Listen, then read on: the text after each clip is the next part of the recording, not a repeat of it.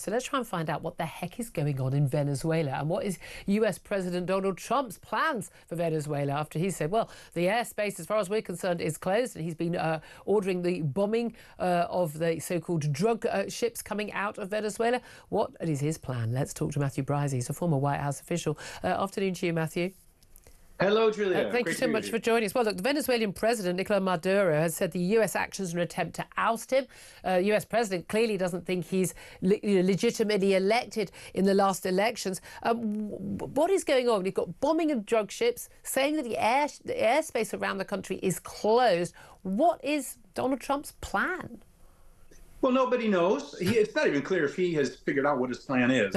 But clearly part of it is to pressure Maduro as much as he can. Now, whether he's doing that to try to curtail drug activities, which really is something that Maduro does lead in government, that's one thing. It could be he's trying to force Maduro to flee, to intimidate him and frighten him.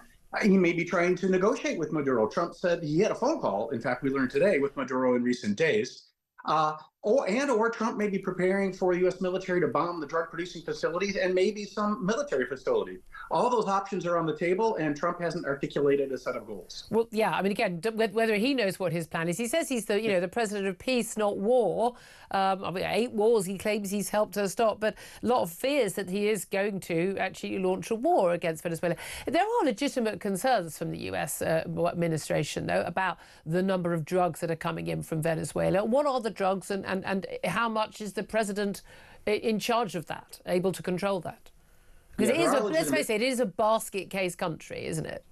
It is a basket case country, and a lot of that is, to be fair, thanks to Maduro's policies.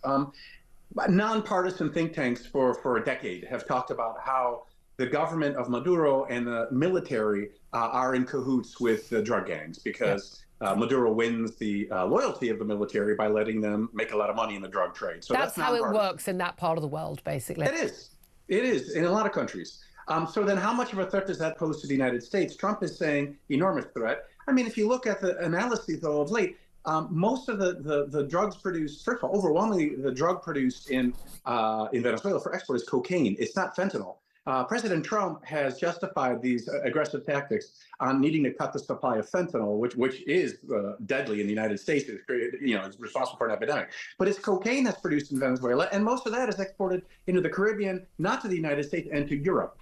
So it's sort of a red herring to say Trump's going after the drug trade because that poses a threat to the United States. One more key point is President Trump has announced that he wants to pardon the former president, Juan Orlando Hernandez of Honduras, who was convicted of drug trafficking and is sentenced to prison for 45 years in the United States. So make your mind up on that front. Do you think, just finally, yes or no, is this going to end up with a military attack on Venezuela, do you think? I do think so. I think Trump now kind of has to do something. And I've talked to some people in Trump land, but I think it'll be limited. It's almost to save face. My guess is he's going to bomb remote airstrips, like in the jungle that the drug trade uses, and their laboratories. A show of strength. But of course it won't make any difference because we are talking about billions and billions of dollars being made in the drug trade. Matthew Bryza, thank you for helping us try and make some sense of that.